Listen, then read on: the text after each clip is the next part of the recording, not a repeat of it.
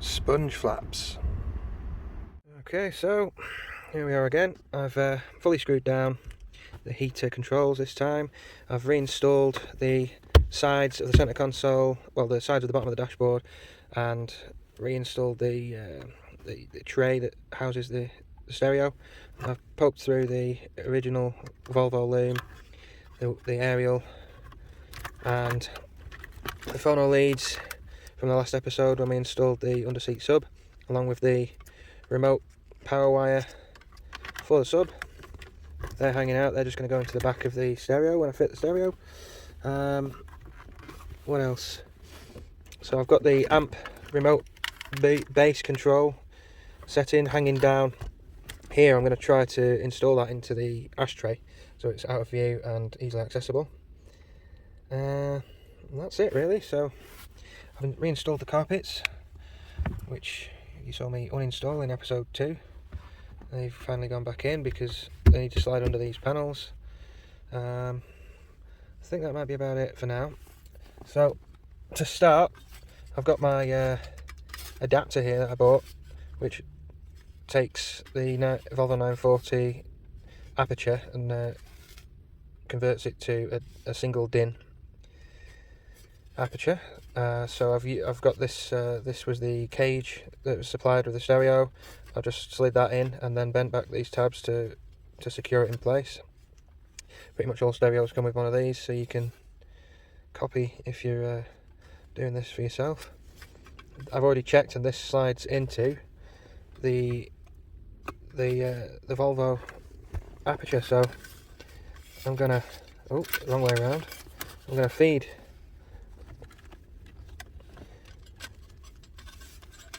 my wires through. Are we the right way up? Yes, we are. There we are.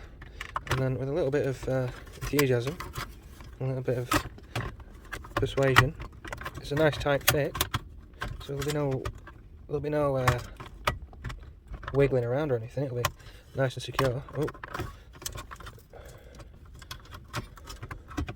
we're in the right place there. That is the right way up, isn't it? Yeah. There we go. It really is a bit of a tight fit, but there we go. Clipped in. So just gotta fit what we need to fit now. Now obviously you can see I've got loads of excess wires here. I'm just gonna post that behind here. Luckily this has got plenty of space behind there. That used to take a full depth stereo like that, and the one that I'm going to replace it with is only that big, so loads of space behind for all the excess wiring. Obviously you could use a shorter phono cable or whatever. I've already got this one, so I might as well use it. Okay, so I've just posted the majority of this through to the back and made sure it's coiled up nice and neat and out of the way, not too close to any power wires, so it's not going to pick up any noise on the signal. So the next thing I'm going to do, because these are only just reaching the end, I'm going to plug in my adapter which I bought online. So it just adapts the Volvo 940 loom to ISO standard. So I'm going to plug that in on both sides, and then that can just sit out of the way a little bit. Then I've got another one which goes from ISO. This is the one that came with the stereo. That goes from ISO to the back of the stereo, and I've just put a bullet connector on there for the subwoofer power supply. So I'm going to connect that up first because it's got the most length on it. I can post this into the hole and clip these in. They only go in one way, so that's that one, and that's for that one. Now, what's going on there? Are we all right there? Looks okay. Don't want to bend any connectors. It doesn't want to plug in. Looks okay. Oh, it's gone in. So, what was I saying? Try and feed that in. Everything's ready here now. I'm going to get my new stereo. make sure it's the right way up. Plug in my phono lead, so you can see here it says rear / subwoofer at the top, or at the bottom. Black goes in white, don't know why they do it that way, and red goes in red. Post that in there a little bit. It's a good job I've got all that space back there. Antenna, that goes in.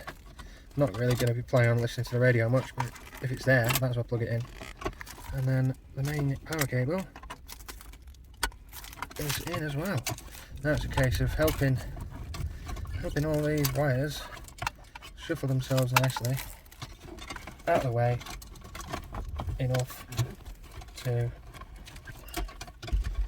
plug or push the stereo into its place. And it's it might look tricky and it might look like there's not much room, but try doing this with a full length on. So that should now, just feels a little bit too stiff going in there, like there's something pushing it back. I think I'm just going to focus on this wiring link for a sec. Make sure it's far back enough and not. Sometimes they can just sort of sit behind each other and take up the most amount of space possible. Is it this? Is it the aerial? I can do some help from the back.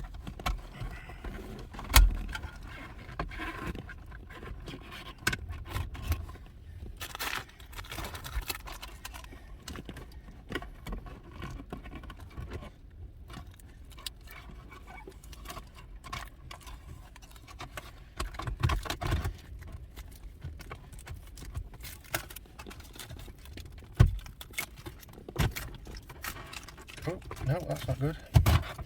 We were catching some wires, that might be why. I'm going to go in a bit easier now.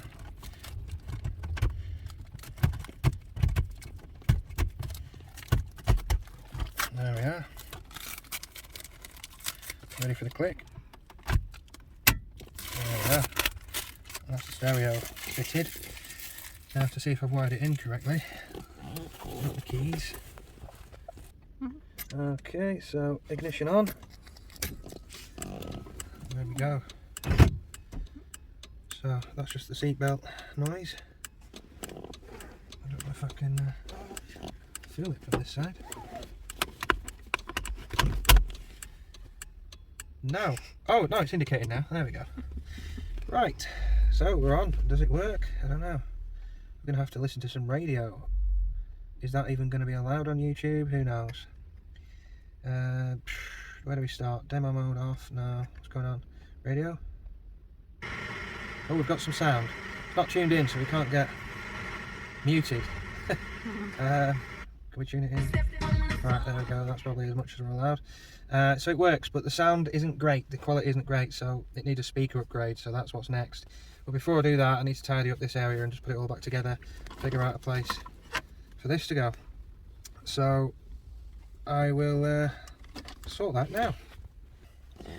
Okay, so I've got this little cubby hole that comes with the cigarette lighter, and that is what these wires are for. If I remember rightly, this black one is the earth. That's the little illumination lamp, which is really faded. And that's the positive, so the earth will be on the outside, which means the positive. Are we in gear? Let's pop it in gear. That'll go in the middle.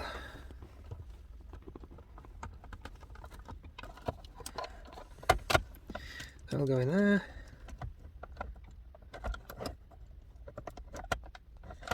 And that one will go on the outside like that. Then this should slide in. Two little clips here go in first. Once they're behind, it pushes home nicely. Then we've got one screw goes in on a diagonal angle down there.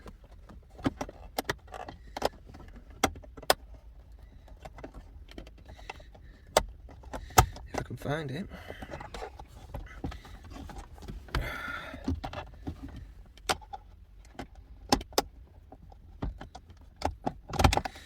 Oh, you can't find the hole. Maybe the other ones. There we go, got one. If I bring this one home, this should, might line us up better for the next one. There we are. So yeah, I feel like I can see an orifice now. And we are going in. That's all good. Now, okay, let's test before we go any further. I don't know if is that on? Guess we'll find out in a minute. I think they only pop out and reset once they're hot anyway, so give it a few seconds.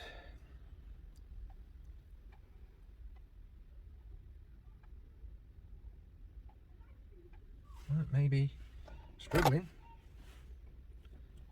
I'm not getting any heat from that at all. Oh, there we go. It was a bit stiff. So now we get to find out whether it works. These should only take about 10-15 seconds.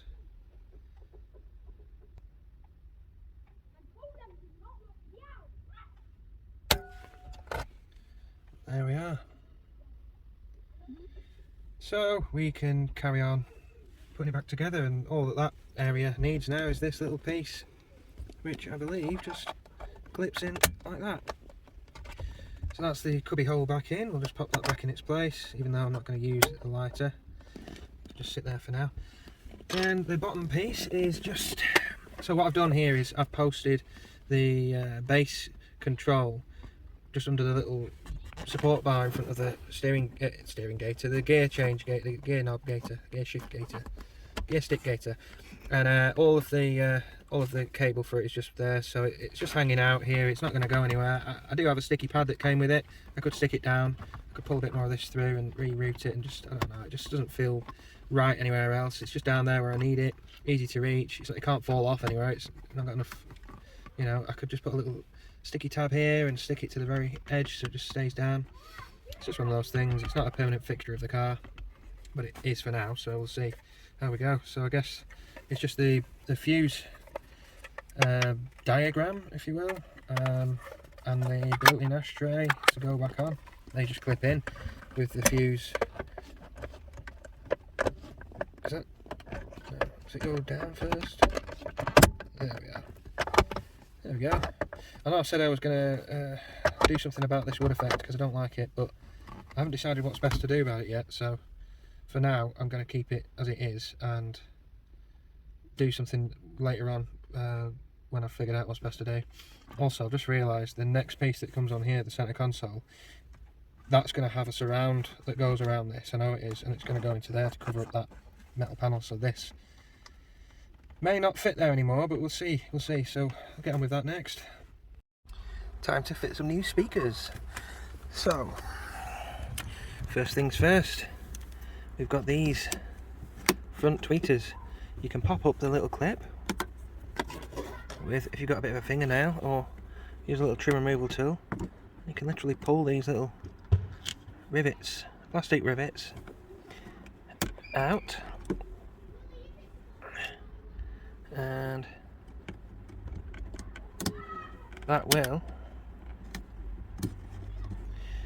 give you access to your front tweeters. And all I'm going to do here is disconnect one of the terminals so that they don't work, because I have tested these and they sound absolutely terrible. So I'm just removing them, and I will, if I feel like it's needed, I will buy some tweeters and fit them in their place. But for now, I'm just going to go with two bass speakers. Just got some Kenwoods here, just some budget level Kenwoods. The low wattage, low enough, 30 watts RMS, low enough that they can be driven by the head unit, so no amps required. If you match up your RMS with your RMS output, you're going to get a half decent sounding system with a half decent volume, especially if you get like a high sensitivity model, and you match up your impedance properly. It's going to sound alright. It's not going to be quite as punchy or quite as, you know, loud and extreme as the high wattage stuff that you do need amps for, but it is what it is. I'm not going to go crazy with this. I've done that in the past, and it gets very expensive very quickly. I'd like to preserve what's left of my eardrums. So, speaker grill on these, you just move them to the side. So, trim removal tool, or careful with a generous sized flathead, and you just move it over a little bit and it'll pop straight off. It slides back onto these clips and the tabs go into these holes. And as we can see, the factory speakers are actually two-way as well. Don't see that very often with factory speaker setups, especially from the 90s, but there you go. Now, I did measure this aperture and I came to the conclusion that it was 6¼ inches from there to there. What I didn't realise is that they're not opposite, it's not you know, corner to corner fitment. These are slightly offset, these ones. Also the tops of the speakers and the bottom of the speaker are flat, so I bought a closest I could find to the size, which is a 6½ inch, and as you can see, I've had to do some butchery to get it to fit. I know it doesn't look good, but I haven't damaged the cone. The integrity of the frame and the basket is still good, so as long as it fits, it fits. Now these are held in with rivets, so I'm going to use a 4mm step drill and just drill out these rivets.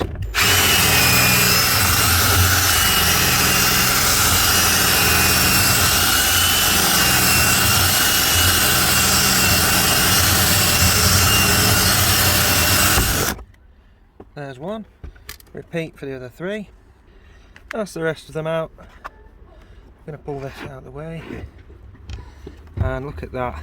They've already gone to the lengths of installing small spade and big spade connectors, so it's nice and easy to plug in to the small and large spade connectors here. Now behind these rivets are some washers, so just fish those out and make sure they're not sat in the door card waiting to rattle. I'll get the rest of those now. Okay, now we are left with a rather nice orifice. We've already got some, well, mild excuse of acoustic foam, but that's good enough. You know, there's a bit of padding there. We're not going to go all out and start, you know, sound deadening every panel, so I'm happy with that. What I am going to do, get rid of all these excess shavings from the rivets. I'm just going to apply some just some foam tape around the mounting flange around the outside, so I'm going to do that now. Okay, there we are. Nothing special, just a little bit of, I think it's like draft excluder tape or something, just something to sandwich the frame against the door. So now I'm going to apply some of the supplied clips to the edges where we want the screws to be going in. So it's just these little clips that you put a screw through, self-tap into the other end, pull everything tight.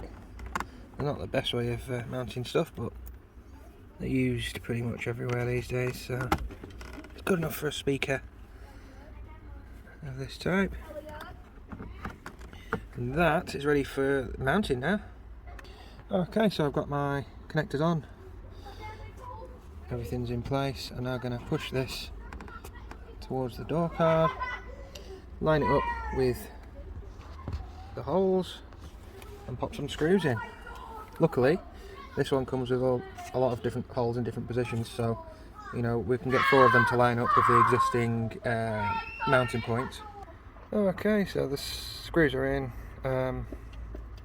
I've had to use slightly shorter wood screws on this side because they were hitting the frame behind and pushing the panel back, so that these were sinking behind the panel, so I couldn't get the speaker grill back on. So now, just need to slide the speaker grill back over.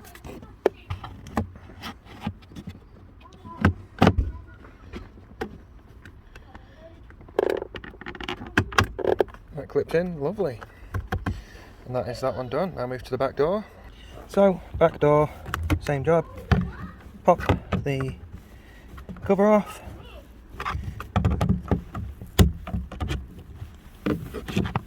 There we go. These ones are slightly smaller. I'll get these rivets drilled out now. Okay, pull the speaker away. Same kind of setup. Big spade, little spade. Take those off. This one is only 5 1/4 inch. I've managed to find some 5 1/4 inch ones. Don't need to butcher these. They fit lovely.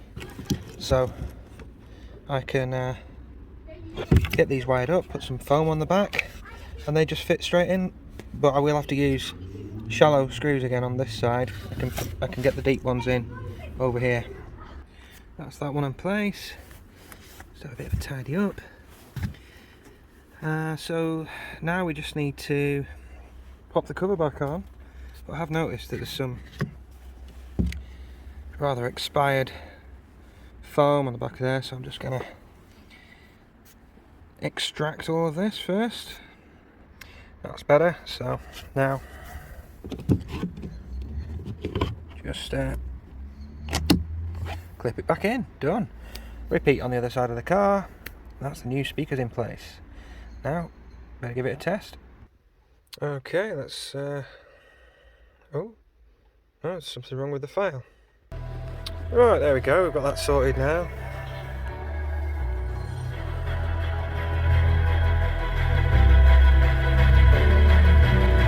Sounds okay up to now. I'm obviously stuck with royalty-free stuff at the moment. Probably not the best quality sound sample, but for the camera this is all I can do.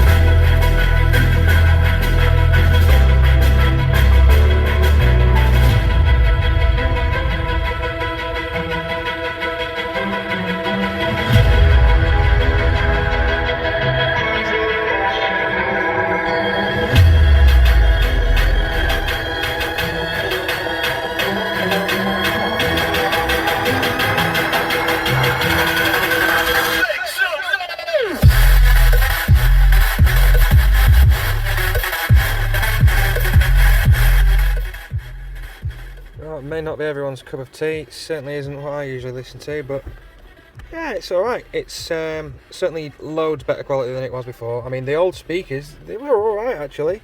They just were old and tired. So this is a fresher sound, a crisper sound. I mean, it would be even better if I had those extra tweeters in the front and the rear, but I've disconnected both rears and fronts just because they sound really bad. They're really old and knackered too. So I may buy some component tweeters just to add to the sound stage. But other than that, for now, pretty happy. Oh, and to report back on the bass as well. The under-seat bass, I'm really actually quite happy with the sub. It's, I don't know if you can hear, but it's pretty wet outside. The sub is doing a good job for what it is. For an 8-inch sub, that's only, I think, 150 watts RMS. Or 100 watts RMS, something like that. It's really low compared to what I'm used to, but that is probably because it's right underneath me. But it's doing a really good job for what it is, so I'm happy with that. For the price and the simplicity, yeah, can't complain. I think I'm going to go get dry now.